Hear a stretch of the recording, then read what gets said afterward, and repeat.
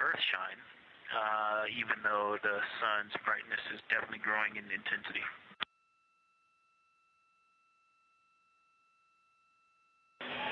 Love the description, Victor. I'm sure as the next couple minutes progress, more of those structures will continue to pop out. If you've ever seen the spotlight off the top of the Luxor at night in Las Vegas, this looks like what that wants to be when it grows up.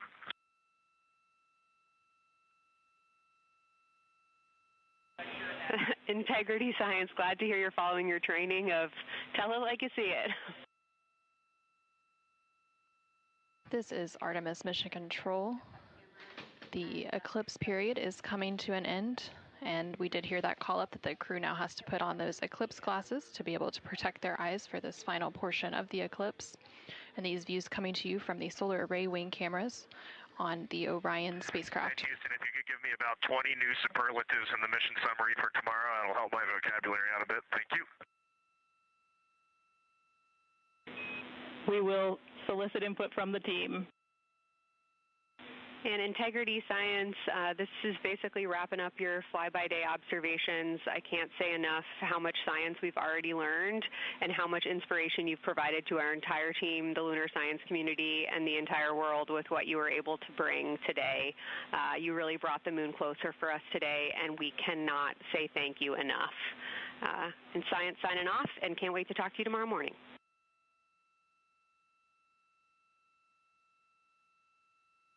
To your entire team, Kelsey, to the entire NASA science team, you all really turned to when we shifted launch dates to April 1st, and you got the most incredible package together for us to go do some great science and some great, truly human experience moments here.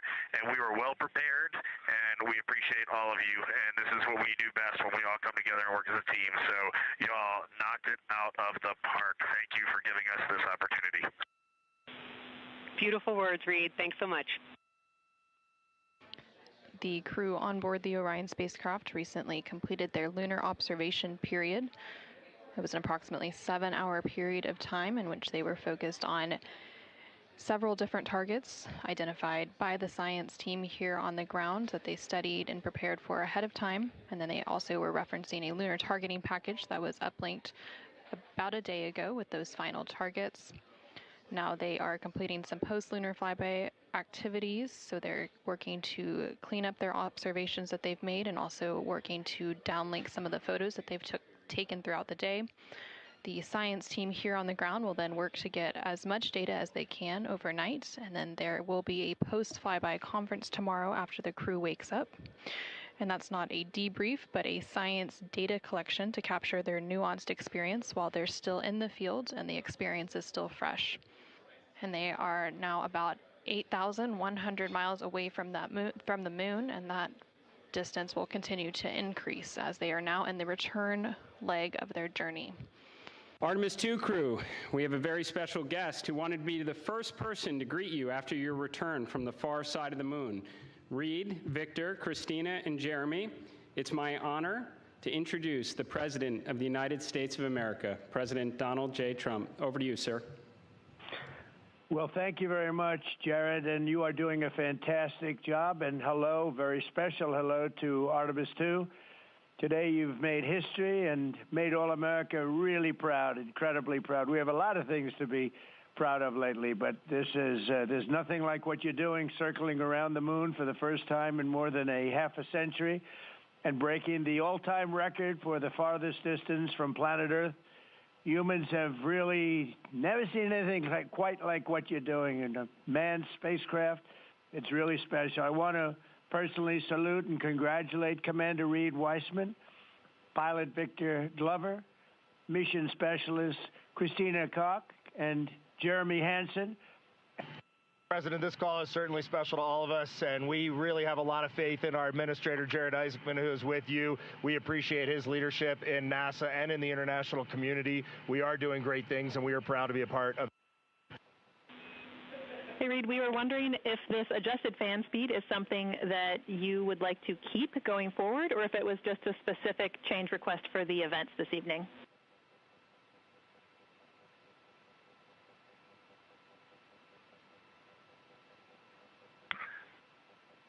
Certainly for PAO events, this is an ideal fan speed. If you're willing to give us this fan speed for routine habitability, I think we would take it and try it for a while. And Reid, we are able to support keeping the fan speed in this config. Happy to keep it here to collect data.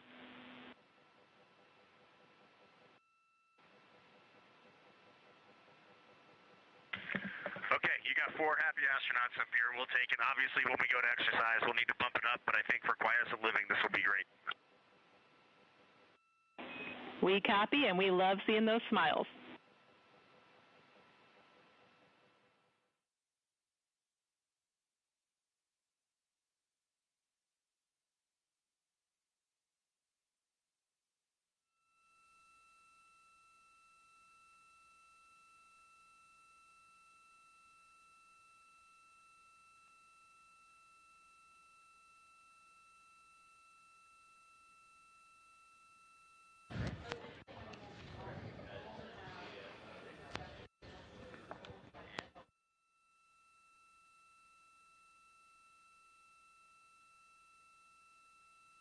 Welcome back to the Artemis Flight Control Room here at the Johnson Space Center. We are coming to you live with our 24/7 continuous coverage of the Artemis II mission. With me, I have Chris Bellant. He is the Flight Activities Officer here in the room on my shift with me. Chris, welcome. Thank you. Thanks for having me. We're excited to have you, and you are the one that keeps us organized over the course of the mission. So tell us a little bit about your role in Artemis II. Yes, I'm one of a team of 10 planners. We do the initial planning, but we lead the initial planning before the mission to lay out all the activities in the most efficient way possible so the crew can get the most done. And then every night we go through a small replan shift to adjust the timeline for the next day for any updates we have from the previous day, things we want to add or time adjustments that we learn from the previous day. And we learn these time adjustments based on our trajectory. If there's small corrections we need to do with trajectory, that may impact the timeline. So overnight, or what we do during Orbit 3 is just replan, and then sometimes replan again, and sometimes replan a third time. Is that right? Yep, that's correct. We keep replanning until we get it right. We load a new trajectory every night, new comm data, and lots of other small files that adjust a lot of our condition data and our activities a little bit. And then we go over it a couple times with a fine-tooth comb to make sure everything's perfect. And then we put it on board for the crew just before they wake up. So you have to be quite organized to do something like this. We joked before we went on the air that, you and I were both probably very type A people. So what kind of skills and attention to detail do you need to do a role like Flight Activities Officer? Lots of checklists to help you remember what to do, thinking through activities, what could happen, all the different outcomes, just trying to remember all the constraints for the different activities and what conflicts with what. And a lot of conversations with the team, pulling in 3 or 4 people when I think something doesn't look right, just having a discussion about it until we figure out all the details and how to plan it out the best way for the crew possible. Well, thank you so much for all that you've been doing over the course of the mission. But you had told me when we first started that 9 years you've been supporting the Artemis program. So tell us about how this evolution that brings us to Artemis II. Yes, I started about 9 years ago as one of the lead planners for Artemis I, and I got to start off with a very rough timeline and go through the whole development process for that program and fly the mission around the moon. I was actually on the console for the second slingshot around the moon for Artemis I. This mission, I was on the shift just before we went by the moon, doing the replanning shift right before that. So it's been a really exciting time, and I find on console that I have a smile on my face the whole time. So no matter how stressful, how many things you have to replan, and how many times you have to replan, it still brings you joy. Absolutely. I just keep remembering that I'm part of a team flying a spacecraft around the moon, and I can't get enough of it. I have to ask you, you are one of millions of people, along with me, that sent your name around the moon. Is that right? Yep. submitted my name a couple months ago, and I got a boarding pass along with more than 5 million others, and I brought it in today, so I get to get a picture with the crew when they wake up. That's fantastic. And how does it feel knowing the impact, the role you've had in this mission? How are you feeling? Oh, incredible. It's wonderful to think about being a part of something so big and that the world's so excited about. You and me both. Well, Chris, thank you so much for joining us. You have to get back because the crew is waking up in 42 minutes and counting. So for now, this is Mission Control Houston. We'll continue to provide you with live coverage of the Artemis II mission.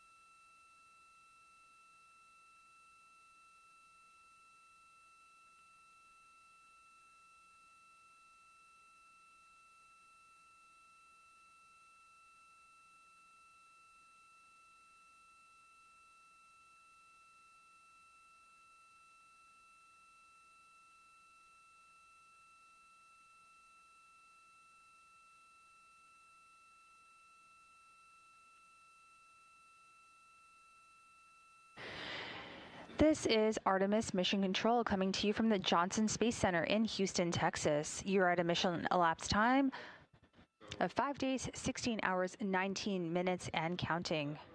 Currently, the Orion spacecraft named Integrity is 34,000 miles and counting away from the moon and 236,000 miles and counting away from Earth.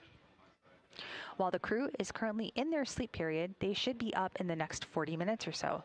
So for now, let's take a look at some of the images that continue to come down from Flight Day 6's lunar flyby.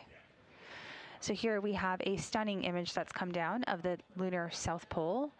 This is captured by the Artemis II crew, and you can see the heavily cratered terrain rather. It's the edge of the South Pole, or eastern edge of the South Pole Aitken Basin. And you can kind of see the shadowed terminator. And the terminator, you probably heard that while the crew was making their observations, but that's basically the boundary between lunar day and lunar night.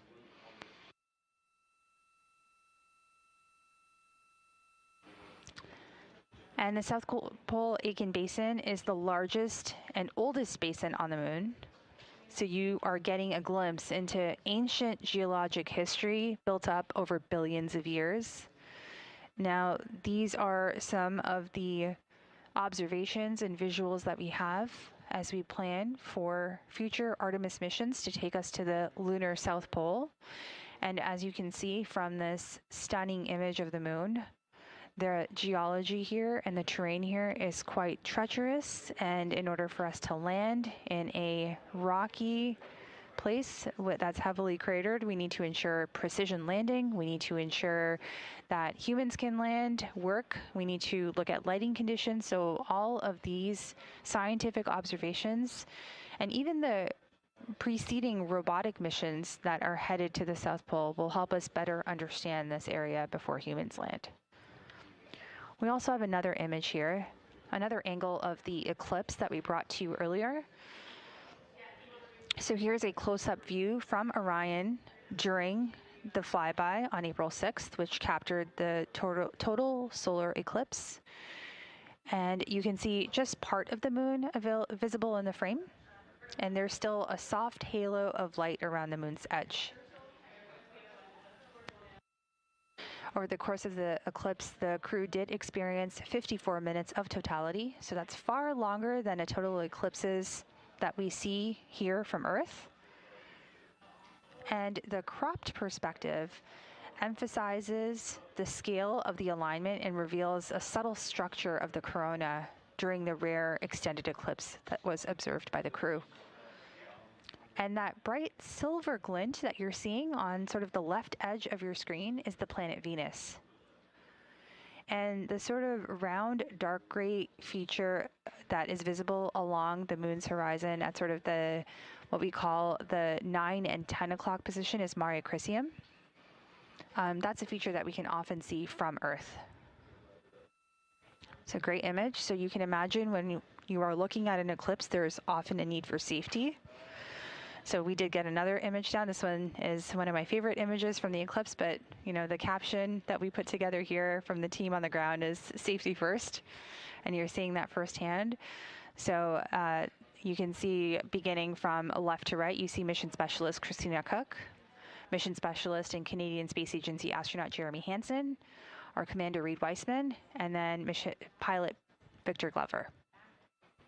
So these are the glasses or the eclipse glasses that we had during our 2023 and 2024 eclipses. The 2024 eclipse was our total solar eclipse that we experienced here in North America.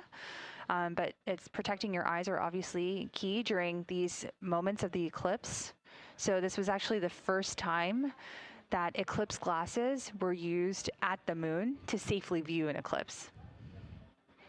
Now we have hundreds of images that continue to come down, and our team is working diligently. Big shout out to our imagery team, but they are working diligently to get these images up and ready for you. So one place where you can find these images is images.nasa.gov. If you go there, you can find the entire library.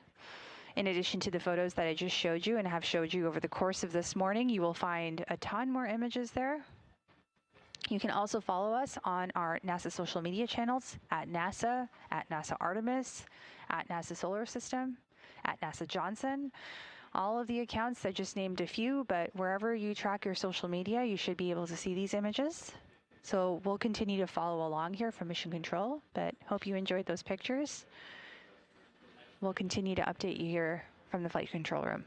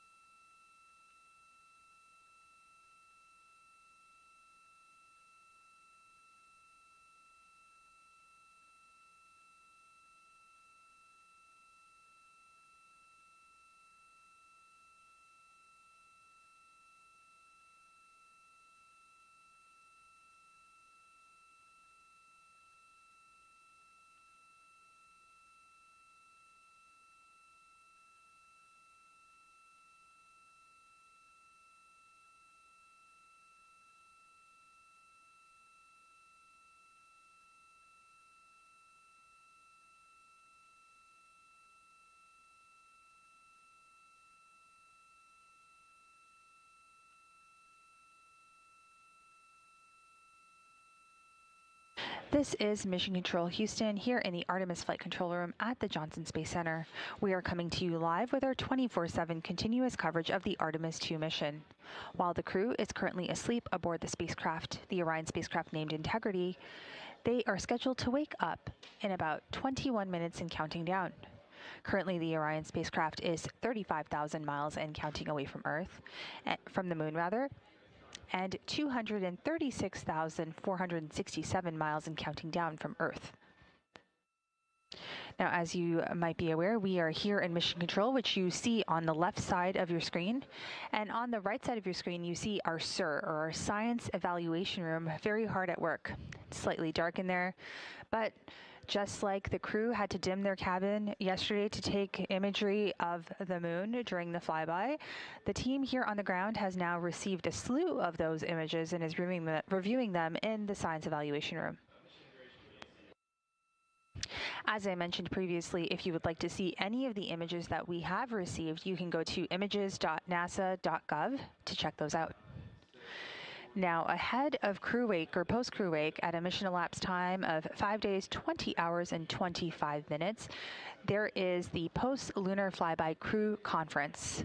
This is a debrief and a discussion of the lunar flyby observations. So the team here on the ground is preparing for that, and you can see them hard at work. Lots of chatter, lots of planning, lots of coordination.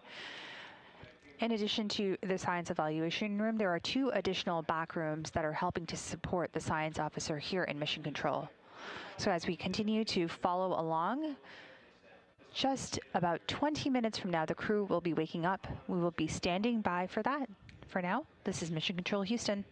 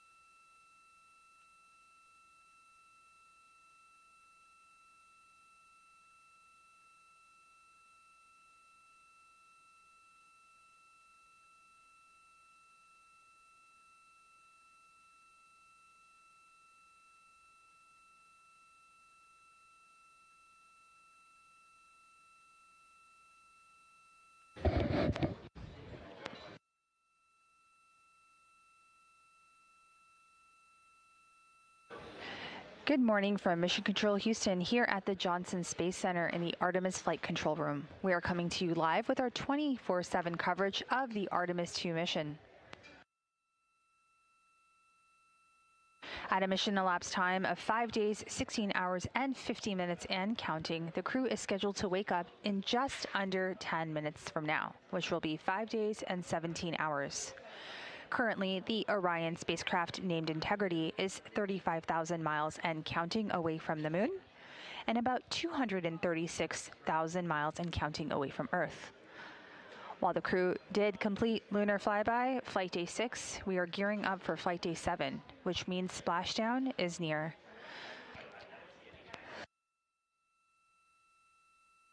Splashdown is coming up in 3 days, 8 hours, and 27 minutes and counting down. Orion will exit the lunar sphere of influence a little bit later. And that means the Earth's gravitational pull is stronger than that of the moon. We will stand by for crew wake.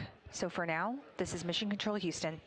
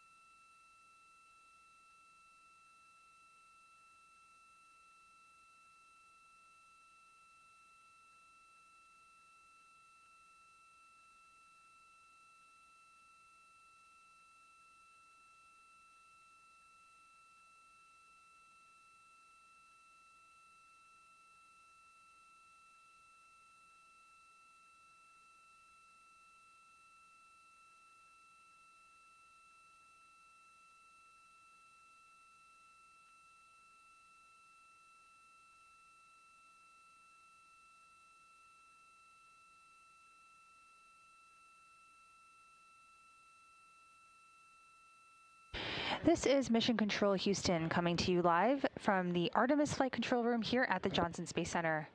At a mission elapsed time of 5 days, 17 hours, the crew was woken up aboard their Integrity spacecraft, marking the start of Flight Day 7 activities.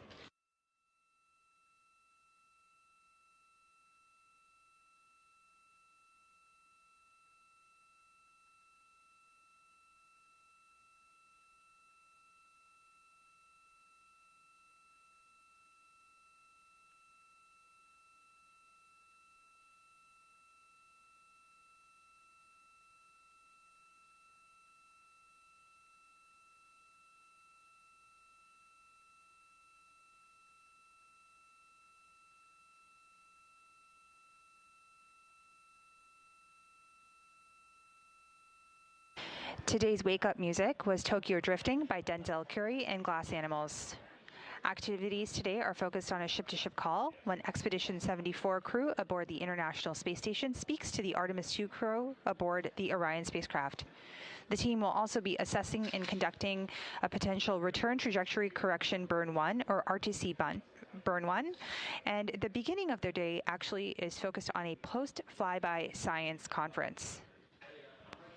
The crew are currently coasting back on their way from the moon as we speak. Meanwhile, the Artemis Mission Control team here in Houston monitored all systems overnight, and the vehicle continues to perform well. The crew will exit the lunar sphere of influence in their post-sleep period at a mission elapsed time of 5 days, 18 hours, 48 minutes. This is when the gravitational pull of the Earth will become stronger than that of the moon. For now, this is Mission Control Houston.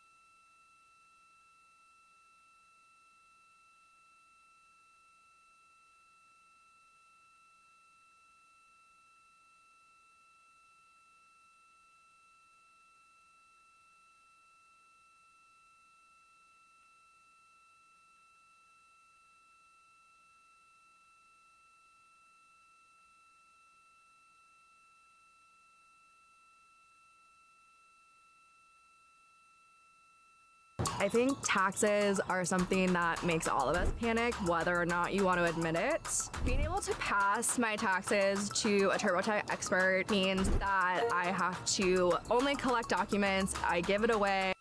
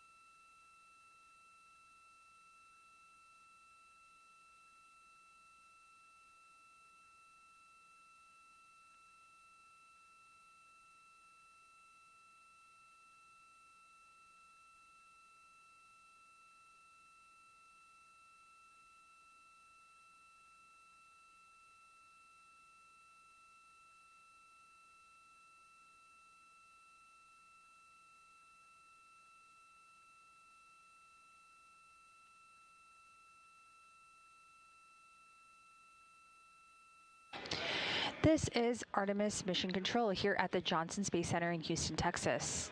At a mission elapsed time of 5 days, 17 hours, and 43 minutes, we are coming to you live with continuous coverage of the Artemis II mission.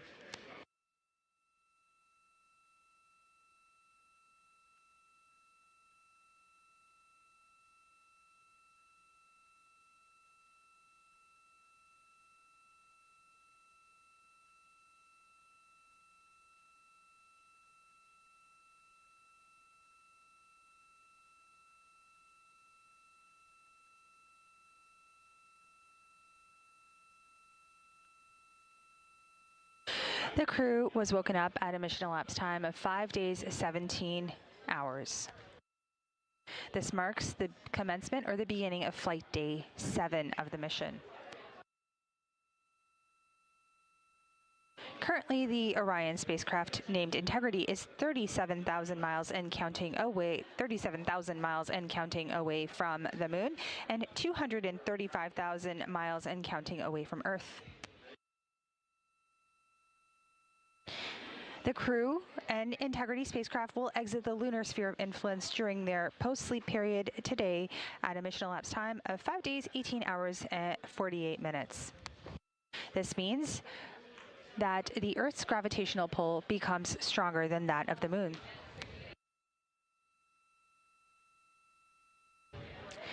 The Orbit 1 team of flight controllers just came on console and completed their handover from Orbit 3. So we'll continue to follow all operations here in Mission Control. I'm Nilofer Ramji, handing things over now to our Orbit 1 commentator, Leah Cheshire Mustachio. She'll take you through the next few hours as we kick off Flight Day 7 of the Artemis II mission. For now, this is Mission Control Houston.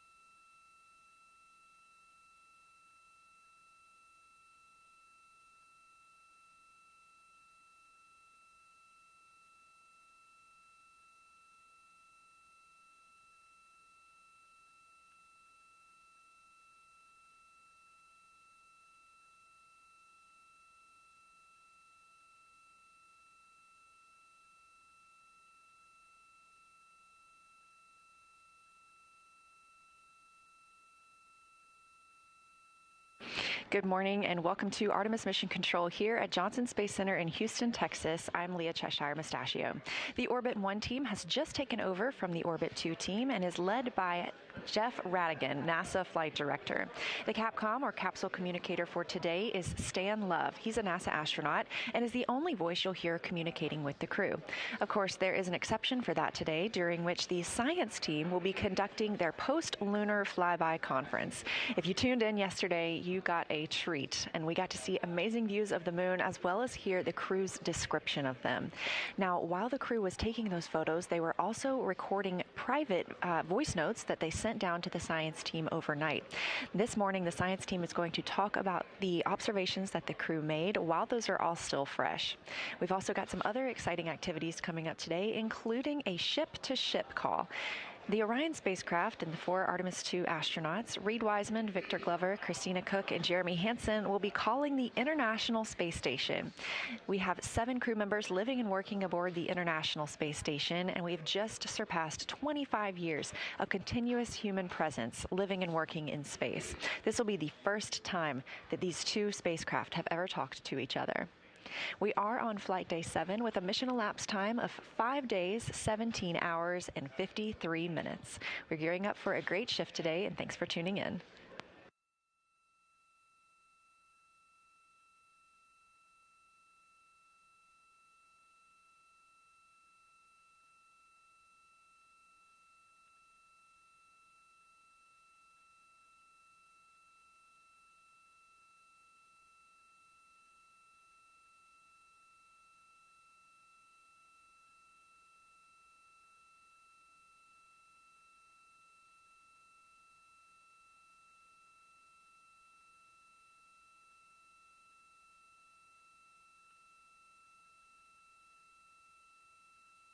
This morning, the Artemis II astronauts woke up just after 10 a.m. Central Time, and the song you heard playing was Tokyo Drifting by Glass Animals and Denzel Curry. They are currently in their post-sleep period. This is an opportunity for them to get the cabin ready for the day by stowing any window shades that they put on Orion's windows over the night, or stow their sleeping bags that they hang up in the spacecraft to sleep in. They also get a chance to brush their teeth, complete any hygiene activities, and eat breakfast. On the menu today is Mexican scrambled eggs, granola and blueberries, a cinnamon bun, cashews, couscous with nuts, tortillas, and some coffee.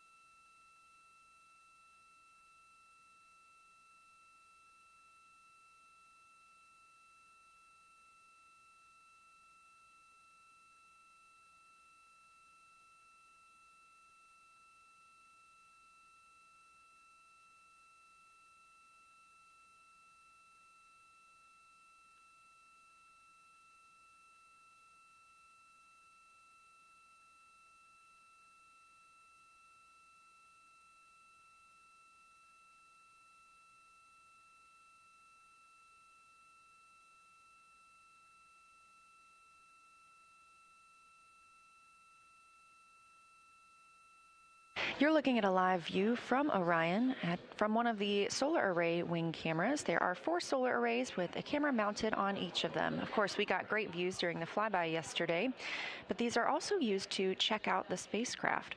Orion is currently 38,210 miles away from the moon. At closest approach yesterday, they were about 4,067 miles from our lunar neighbor. They are 234,839 miles away from Earth. That number will continue to shrink as we prepare for splashdown, now about 3 days, 7 hours, and 20 minutes away. Orion will exit the lunar sphere of influence, or the time in which the moon's pull on the spacecraft is greater than the Earth's, at 12:21 p.m. Central Time today.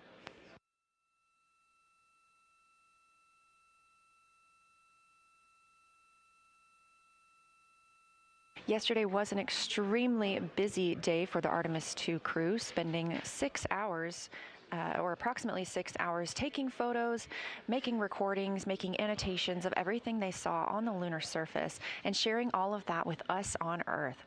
We've been able to share some of those images so far, and if you would like to find them, you can visit NASA or NASA Artemis on social media. And because of the crew's busy day yesterday, they have a little bit of time off this evening. They also have the opportunity to speak with their families today.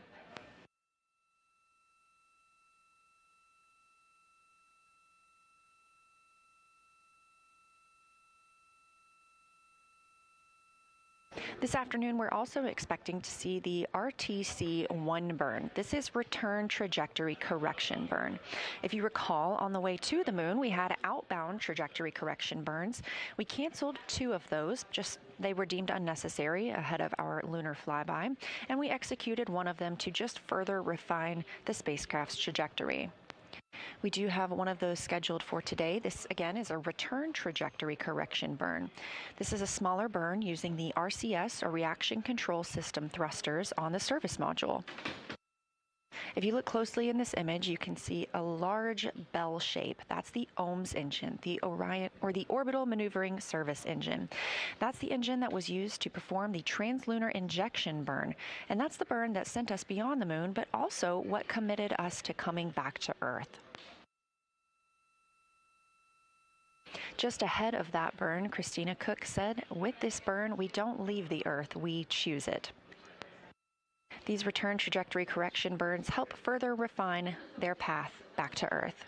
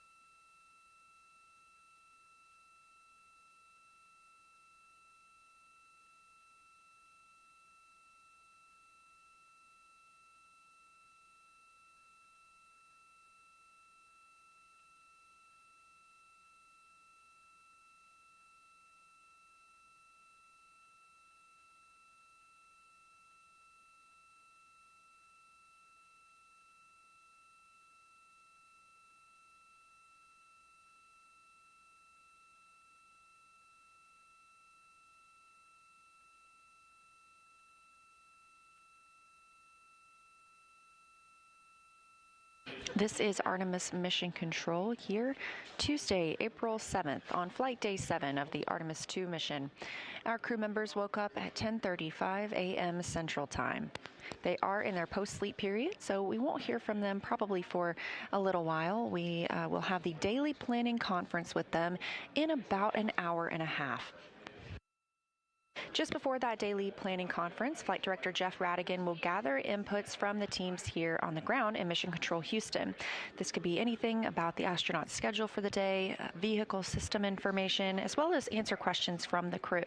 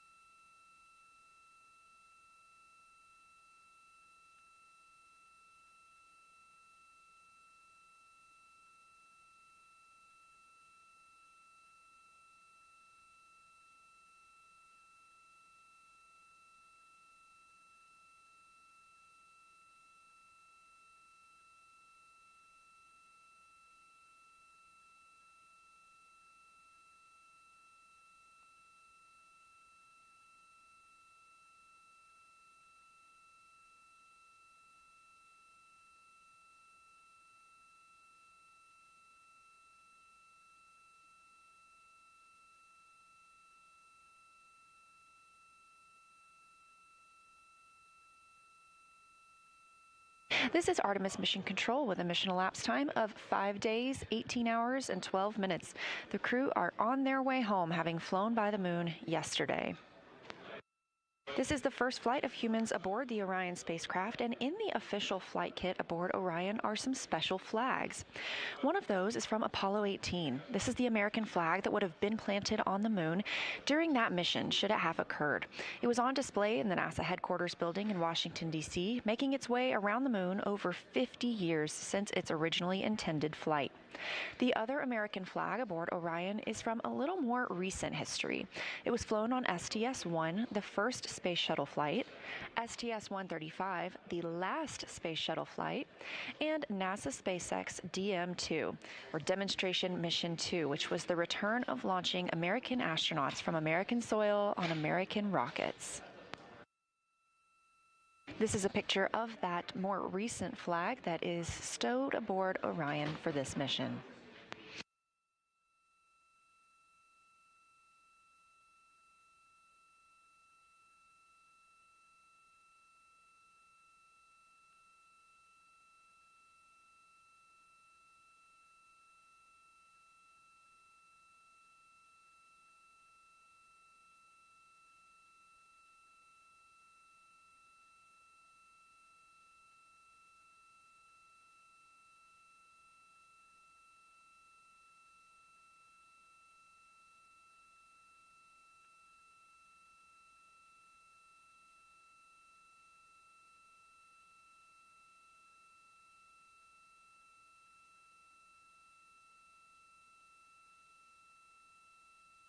A prominent symbol of the Artemis II mission has been the crew's patch. They explained the patch's symbolism when they revealed it to the world last year. They said the Artemis II test flight begins when a mighty team launches the first crew of the Artemis generation. This patch designates the mission as all, signifying not only the second major flight of the Artemis campaign, but also an endeavor of discovery that seeks to explore for all and by all. Framed in Apollo 8's famous Earthrise photo, the scene of the Earth and the moon represents the dual nature of human spaceflight, both equally compelling. The moon represents our exploration destination, focused on discovery of the unknown. The Earth represents home, focused on the perspective we gain when we look back at our shared planet and learn what it is to be uniquely human. The orbit around Earth highlights the ongoing exploration missions that have enabled Artemis to set sights on a long-term presence on the moon and soon Mars. Those words directly from our crew members, Reid Weisman, Victor Glover, Christina Koch, and Jeremy Hansen, again, having flown by the moon yesterday and taking a picture very similar to this.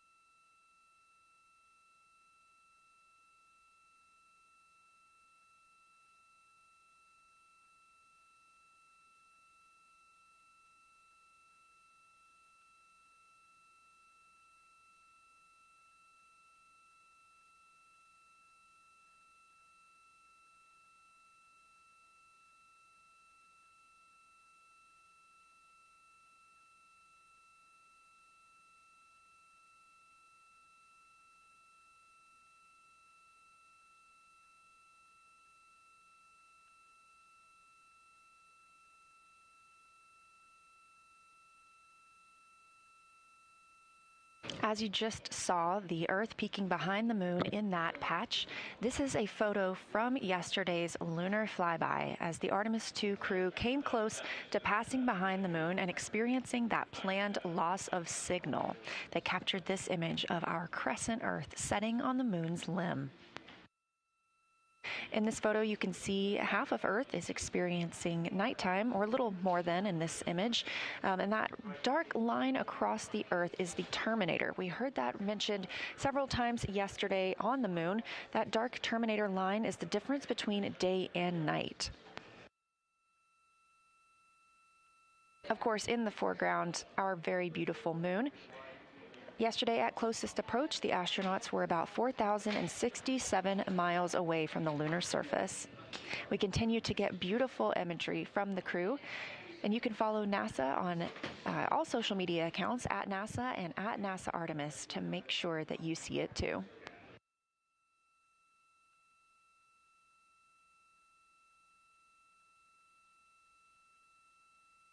If you're a new spaceflight fan, we also have a lot of other ways you can get connected. If you like podcasts, NASA has a handful of official podcasts, including the one produced here at Johnson Space Center called Houston, We Have a Podcast. Houston, We Have a Podcast now has over 400 episodes, including interviews with astronauts, scientists, engineers, and more. Most recently, we shared an interview with the Artemis II crew. You can find that and more at nasa.gov/podcasts.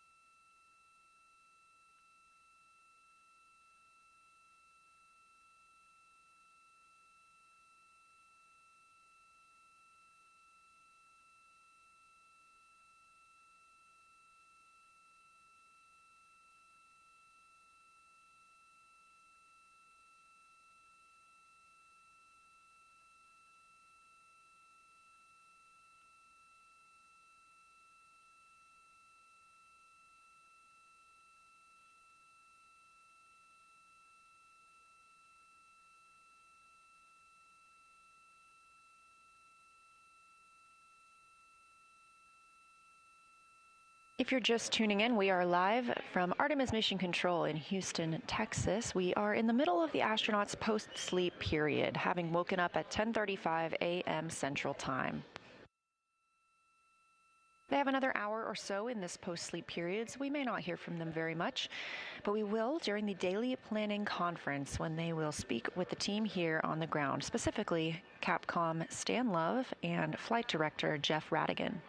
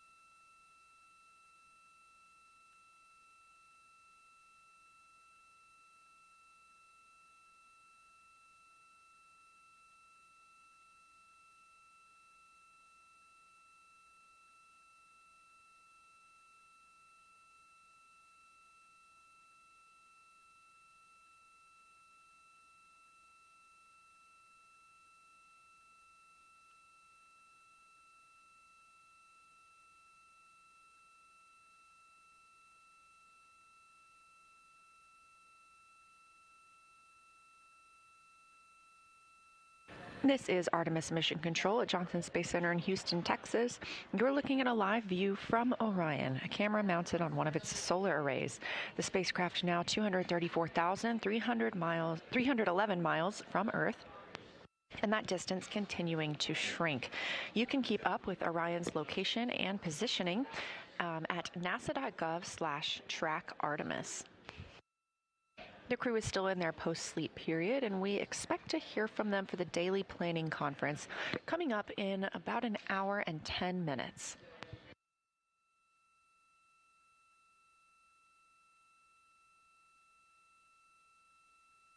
Orion will also exit lunar sphere of influence today. That's coming up in just 21 minutes at 12:21 p.m. Central Time.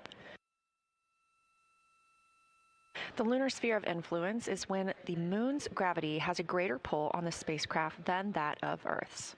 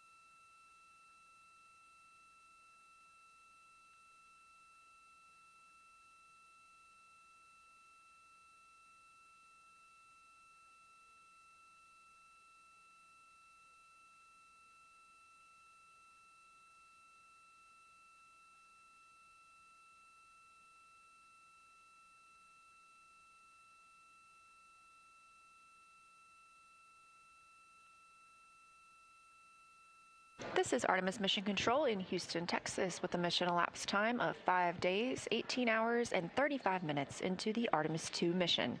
You're looking at a live view outside the Orion spacecraft from a camera on one of its solar array wings. Orion completed its flyby of the moon yesterday, its closest approach at about 4,067 miles. They are now 39,532 miles away from the moon. The crew is still in their post-sleep period, having woken up at about 10:35 a.m. Central Time today. We are about 10 minutes away from the crew exiting the lunar sphere of influence, when the moon's pull is stronger on the spacecraft than is Earth's. The crew has an exciting morning and more of a relaxing afternoon after such a busy day yesterday. First up, we will hear from the crew during the daily planning conference. That daily planning conference coming up in about an hour. Afterward, we will have a ship-to-ship call, during which Orion and the crew aboard the International Space Station will get to talk with each other. After the ship-to-ship call, the science team will speak with the astronauts aboard Orion. They want to recap everything that the crew saw yesterday.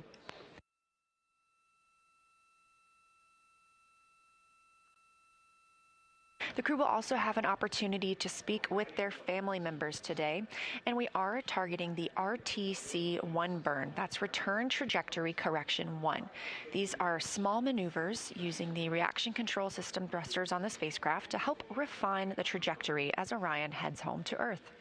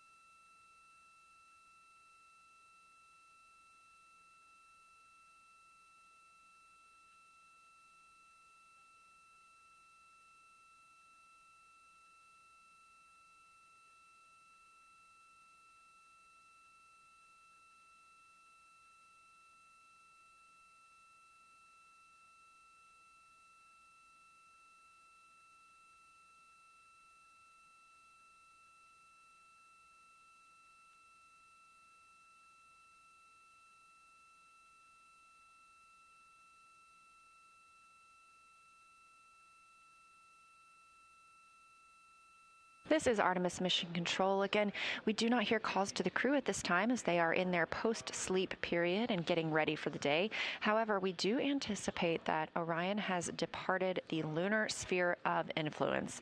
That's when the gravitational pull of the moon is stronger than the gravitational pull of Earth. We're now 5 days, 18 hours, and 52 minutes into the flight of Artemis II, the first mission of humans aboard the Orion spacecraft.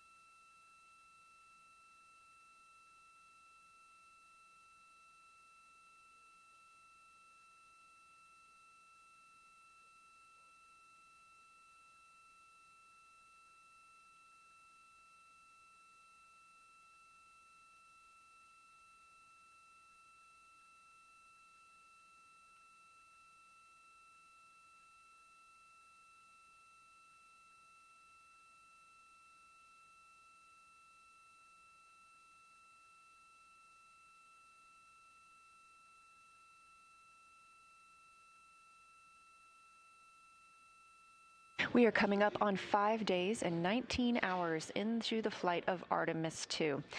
This is a live view from the Orion spacecraft, now making its journey back home to Earth following a lunar flyby yesterday.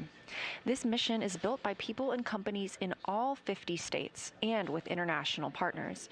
And with Artemis II flying, it's a testament to everyone's hard work and dedication. Let's learn a little bit about them.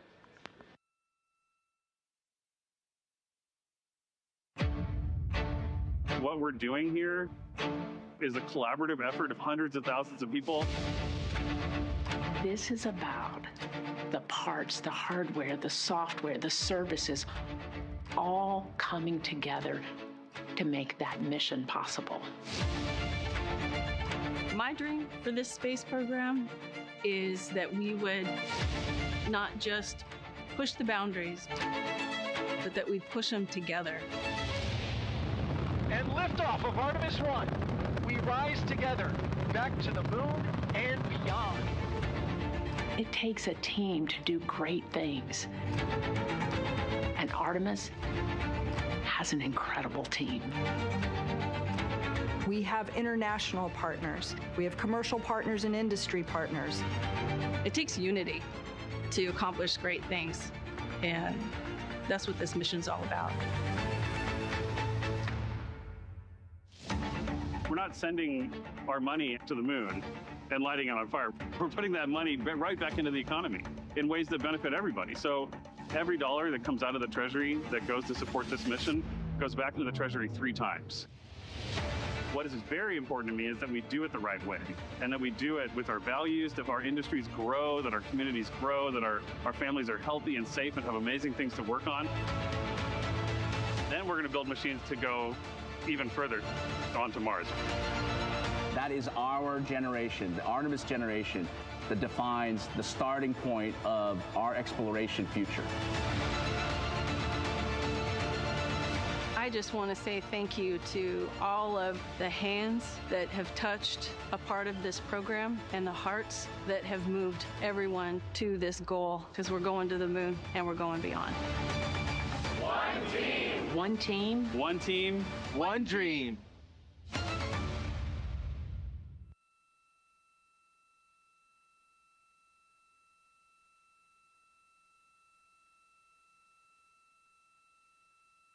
It does take a team, and we are live here in the Artemis Flight Control Room at Johnson Space Center in Houston, Texas, where the Orbit 1 team continues monitoring the flight of Orion, the first flight of humans on this spacecraft. You've heard us mention a lot about the flight director or the capsule communicator, the person speaking with the crew, but there are a number of positions in this room that are monitoring all of the systems and the daily plans aboard Orion, making this mission happen.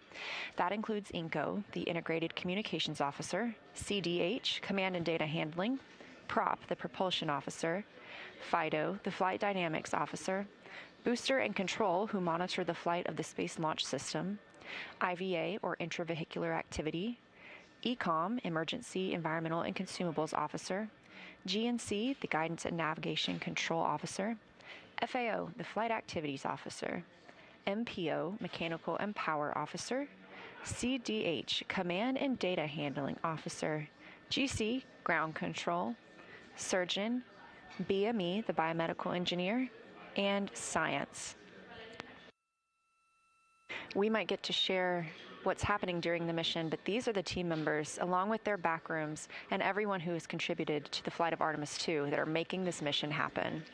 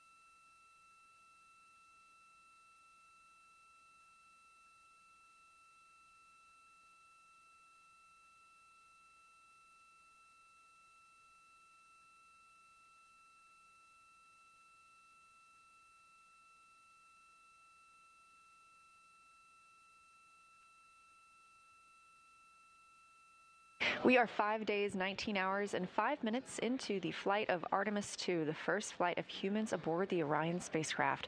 And you're looking at a live view from Orion, looking back at us here on Earth, the destination of the crew, headed for a splashdown in approximately 3 days, 6 hours, and 12 minutes. The translunar injection burn that occurred on Flight Day 2 is what committed the spacecraft to its splashdown. Yes, that sent us around the moon for yesterday's fantastic lunar flyby, but it's also the burn that helped us slingshot around the moon and target that splashdown in the Pacific Ocean. That was a 5-minute and 50-second burn using the OMS engine, the Orbital Maneuvering Service engine. It's a great picture of the OMS right there on the left side of your screen. The crew has also exited the lunar sphere of influence, meaning that the pull of the moon's gravity is less intense now as the pull of Earth's.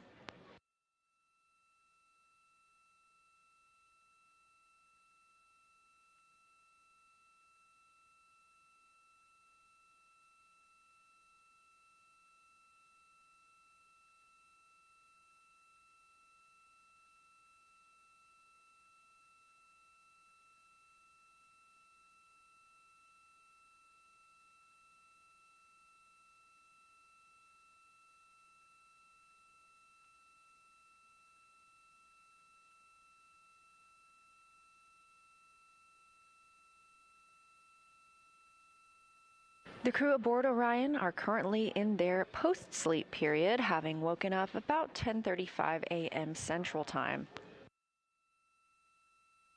This post-sleep period is the time frame that they can get ready for the day, just like you would at home before leaving for work. They are putting up their sleeping bags, doing any hygiene, and eating breakfast, and we will talk to them in about 30 minutes for the daily planning conference.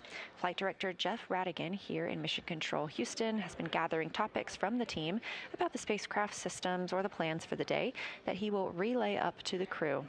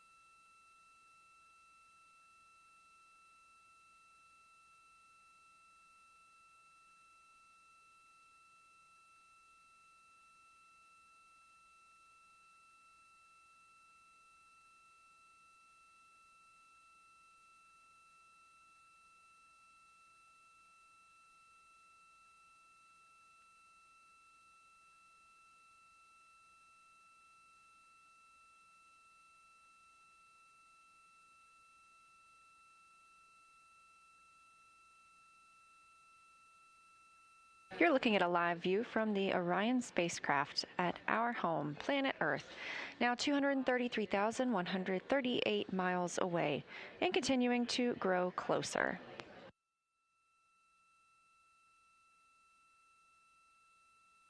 The crew inside are getting closer to the end of their post-sleep period, and we expect to hear from them for the daily planning conference.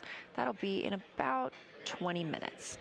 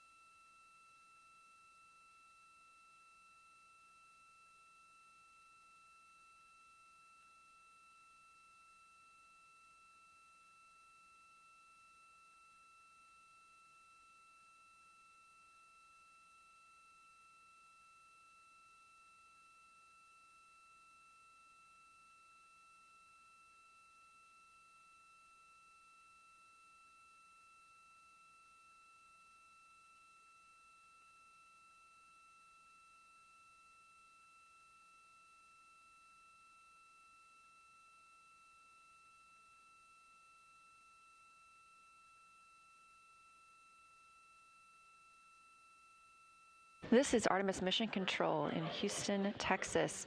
We are monitoring the flight of the Artemis II crew aboard the Orion spacecraft. This live view looking back at all of us on Earth, the destination of the spacecraft and the crew. We are now 233,031 miles away from Earth. Orion reached its farthest distance from Earth yesterday, approximately 252,756 statute miles away from our home planet. That surpassed the previously set record from Apollo 13. Until yesterday, the Apollo 13 crew were the humans who had traveled farthest from Earth. When that record was passed, Jeremy Hansen reported that he and the crew hoped that their new record would soon be broken.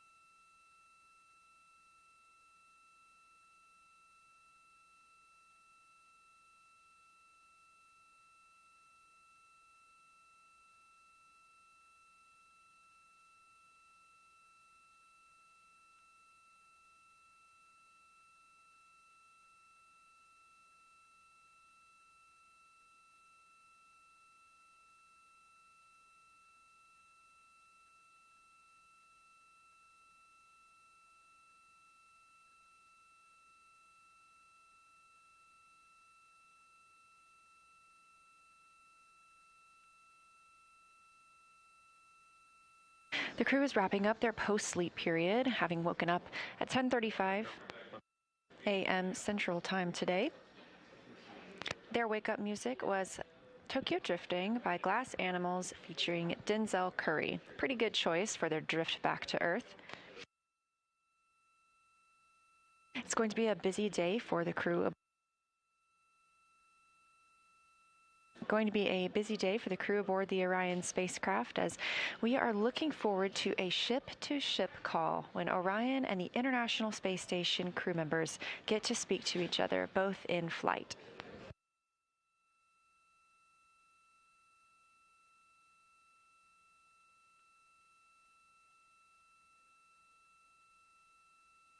While Orion was over 250,000 miles away from Earth, the International Space Station orbits Earth 16 and sees 16 sunrises and sunsets a day, 250 miles above our planet.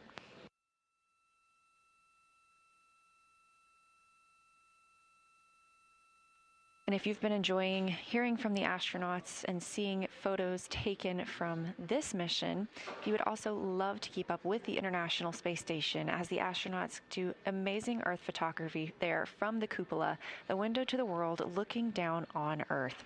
You can follow the International Space Station on all social media platforms as well as NASA.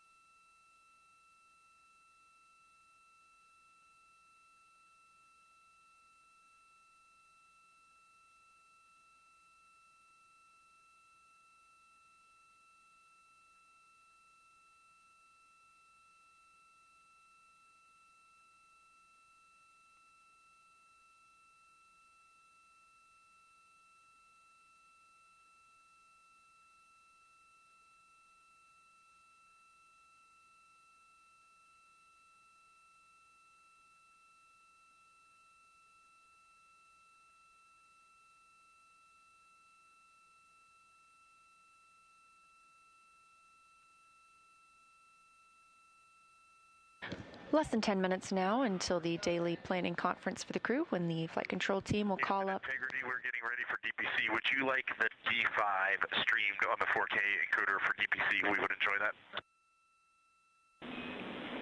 Integrity, we'd love that.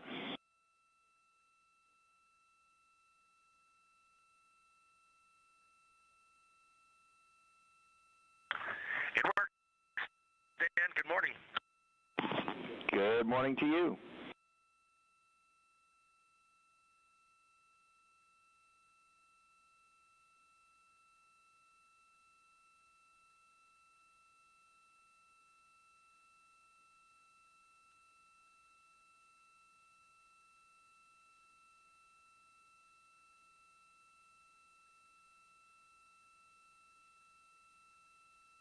Our first morning messages from the crew aboard Orion. Again, they woke up about 10:35 a.m. Central Time today and are heading into that DPC, the Daily Planning Conference.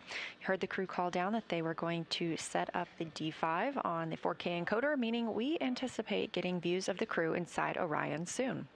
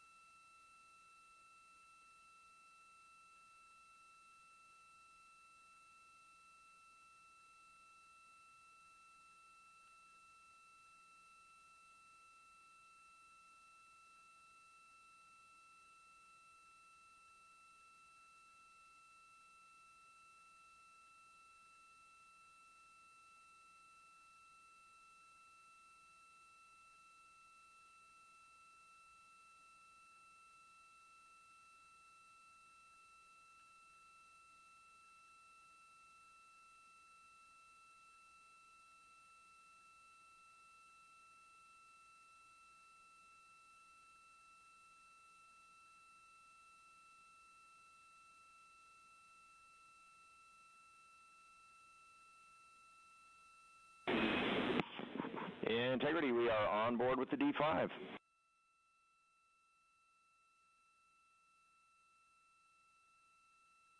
We're getting views of the crew. The first coming down on flight day 7. On the left, NASA astronaut Victor Glover, the pilot for Artemis II, and on the right, NASA astronaut Reid Weisman, the Artemis II commander.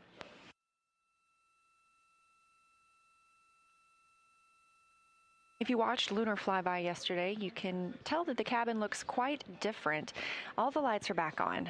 During the Lunar flyby, the crew turned off all of the lights inside the spacecraft to allow them to better take photos outside of the windows. That helped prevent any reflections from inside the spacecraft bouncing up onto the windows. And if you haven't seen some of those photos already, you should absolutely check them out. You can find them on nasa.gov as well as NASA social media. That's at NASA and at NASA Artemis.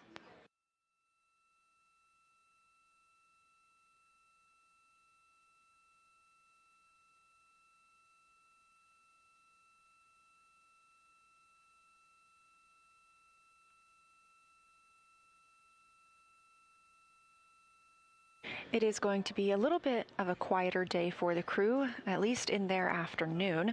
They will have the space station and Orion ship-to-ship call shortly, and after that they will have an opportunity to talk with the science team, discussing their lunar flyby observations.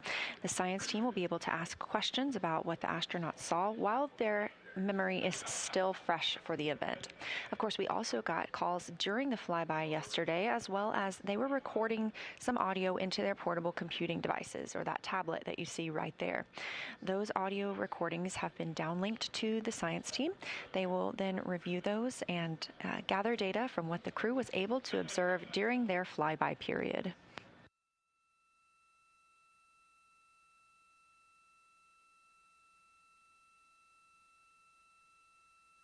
Later this evening, they will also have the RTC-1 burn, that's Return Trajectory Correction 1. Return trajectory correction burns are similar to outbound trajectory correction burns in the sense that they are small refinements of the spacecraft's flight path. The translunar injection burn is what really put us on the trajectory that we're on today. That occurred on flight day 2 and is what committed the crew to flying around the moon and to their splashdown in the Pacific Ocean on flight day 10.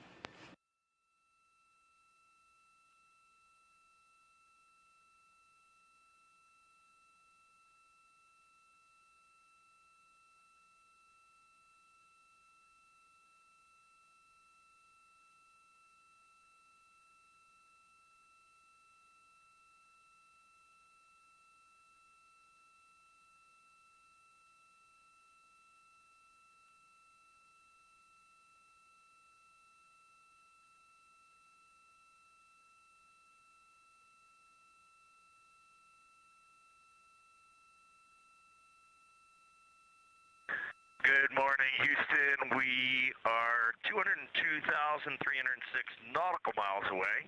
Earth is pulling us back, and we are happy about that. We're ready for morning DPC. We're happy about that too, and ready for DPC. We've got about a dozen quick items for you. The first of which is updated nominal burn plan and nominal RTC last star on board.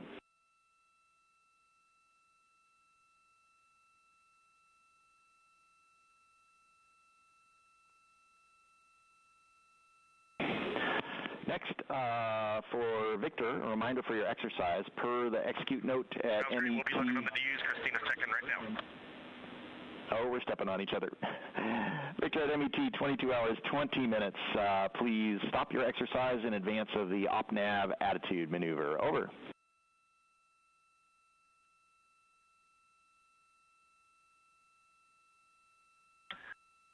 Okay, Stan, if you could just give us a call and remind us, that would be great. We will do it. Next, for Christina, for your exercise, we expect to be in a forward-link LOS at that time, so you will have the opportunity to park the arrays for exercise yourself.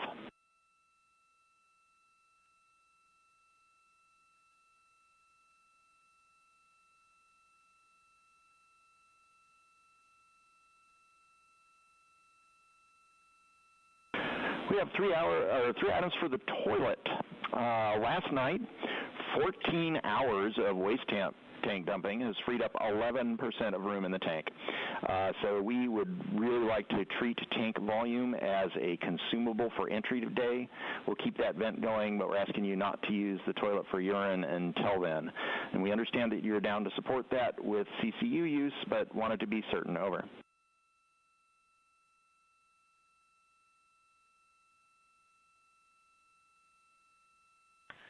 We'd be happy to talk more about the Hail Mary option, but if this is the final answer, we can support this on board. Okay. Roger. Thank you. For FecoCan R&R, we know of one full container. Are there others? Over.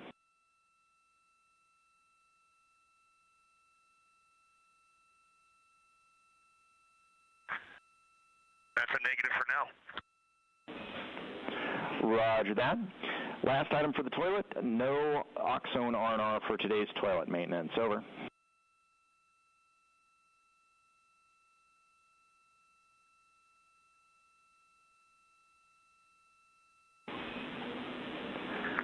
I do love the smell of oxone in the morning, but it sounds good. No R&R today. Roger that. Next, PCD1 is not showing a micro SD card inserted. If there is a card there, would you please reseat it?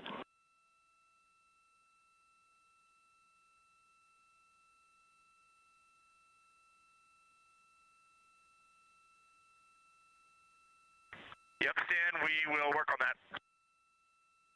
Okay. Next, DU2 had today's flight plan pulled up when we updated that plan, so we'd like you to close and reopen the flight plan on DU2.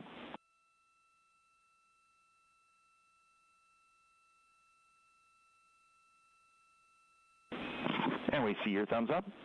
Okay, Christina's knocking that out right now. Sweet.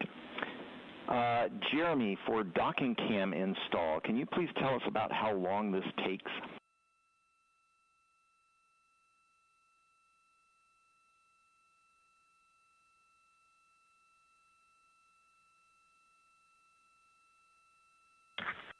I'd say probably 20 minutes, and it's much faster once you know what you're doing, but the big thing is we store it down here in F3 in the clamshell, and it's not as bad to unstow it. It's a little bit harder to stow it.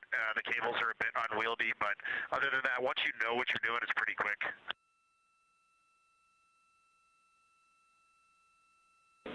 Stand by.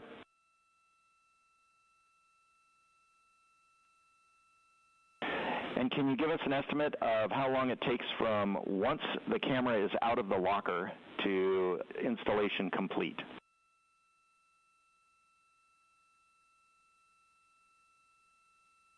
For a first-time install, 20 minutes.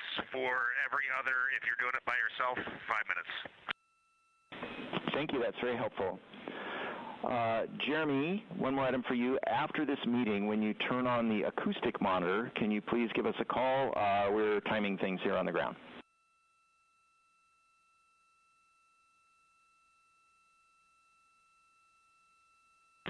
He will give you a call. Thank you. Our last item. Science got your audio files from the first 5 hours of the flyby.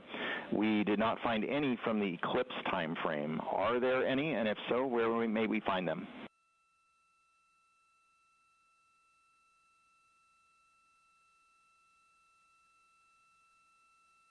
There's definitely going to be some on PCD2. I would look through all the PCDs. Jeremy was the primary commentator there, but we can also look and get back to you. Roger, we'll check PCD2 first and the others, but if you can give us a clue later, that would be helpful.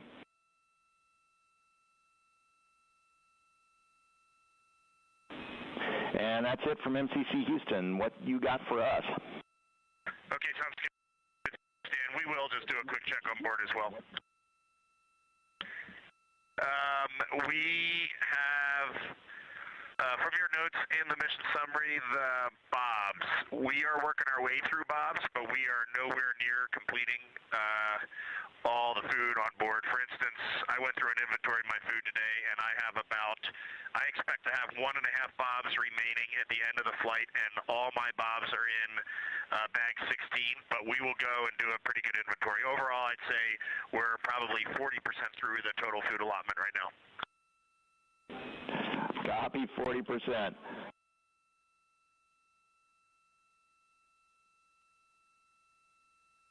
I think the big thing we need for the food is when we start realizing we have uneaten food that we are not going to eat for the remainder of the mission, just tell us where you want us to stow that. We will do that.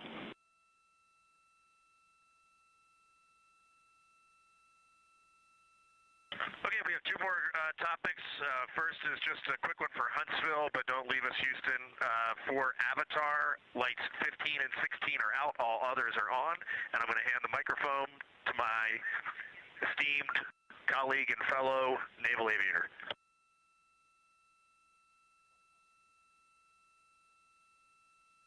Pod copies, Avatar. Actually, Stan, we want to knock out some questions from the mission summary.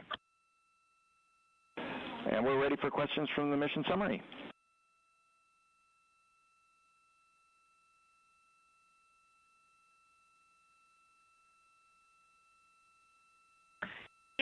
For the volume in the contingency urine storage bag, I would estimate 300 to 500 mils.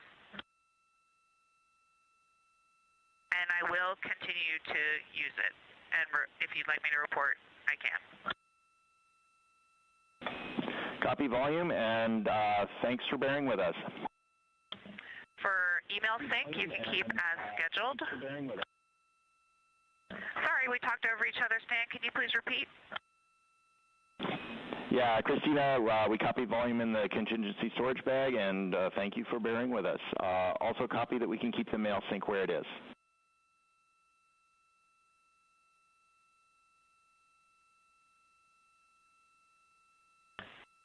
And thank you for your answers. I think we are questions complete.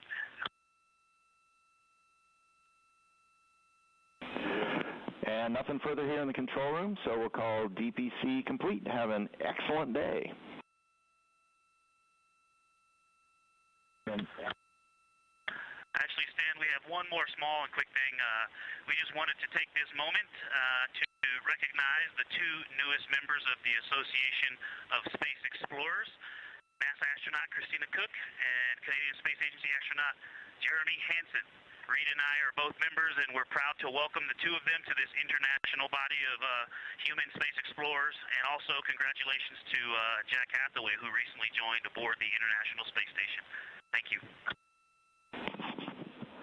Thank you for those words, and welcome to the club.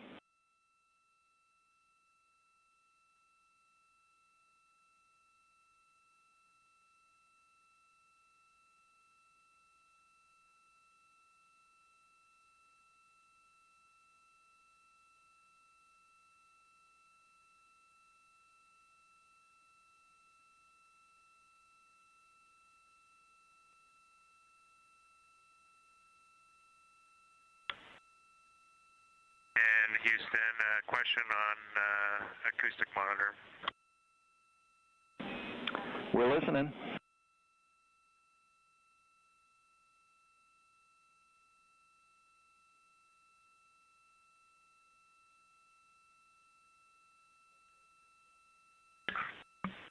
Stan, given that we have the USB charger on board now, I was just going to plug it in instead of using batteries throughout the day. And I was also going to install it at the bottom of the docking tunnel, right behind the Nat Geo microphone. That's pretty central. So instead of putting it on the DUs, it'll be at the bottom of the docking tunnel, opposite the windows. Copy, checking.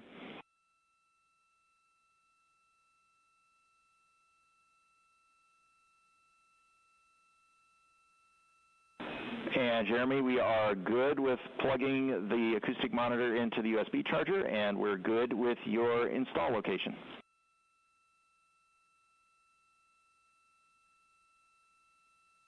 Okay, perfect, thanks. And then at nighttime, if we're doing docking camera tonight, which I suspect we are, then I'll transition it to PCD power.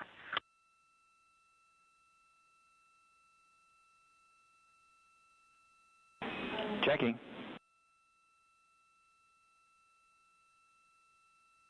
And Jeremy, we like your plan.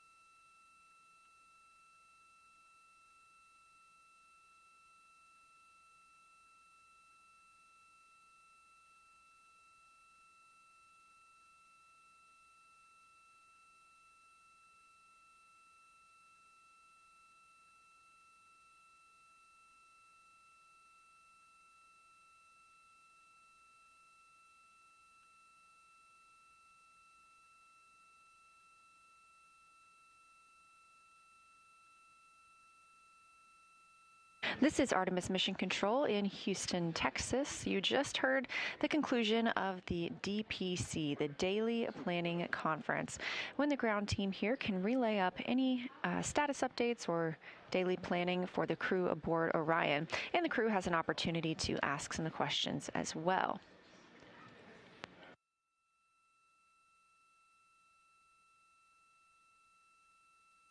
Some of those reports may have sounded very simple or menial, but this is the first flight of humans aboard the Orion spacecraft, and so every single detail, even about normal daily tasks, is very important to this team as they prepare for future Artemis missions to the moon.